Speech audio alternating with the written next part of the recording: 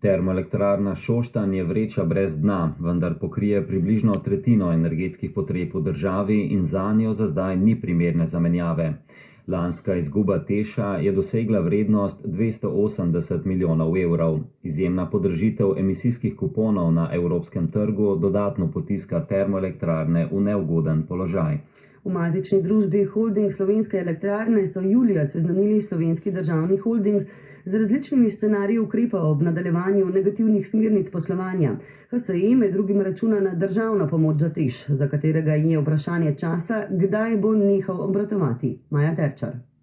Vprašanje je, ali bo treba poleg 1,4 milijarde evrov za 6. blok oziroma poleg državnih poroštev za Teševe kredite v šoštanjsko termoelektrarno in premogovnik Velenje vložiti še dodatne pol milijarde.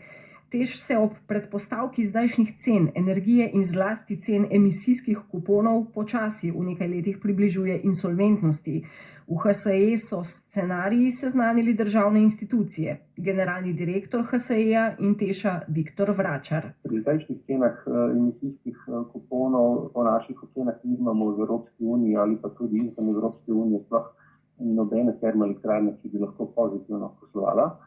Pa so se kljub temu številne države odločile za neke oblike pomoči, ker se enostavno v energetiki ne morejo privoščiti nenadnih izključitev.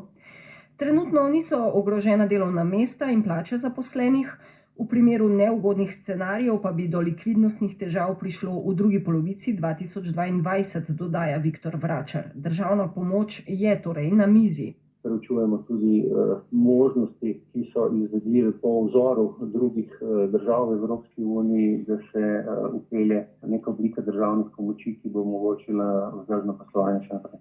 Državni sekretar na Ministrstvu za infrastrukturo Blaž Košorok, ki je v preteklosti tudi sam vodil HSE, priznava, da kaže, da brez zunanje pomoči Tešu oziroma HSE-ju ne bo šlo. Je pa Republika Slovenija omejena z evropskimi pravili o državnih pomočeh. Manevrski prostor za reševanje pa se zelo zožuje. Košorok še noče govoriti o proračunskih zneskih pomoči, rešitev morajo najti ministrstva za finance, infrastrukturo in okolje v kombinaciji z evropskimi sredstvi oziroma različnimi skladi. Druga jutranja kronika.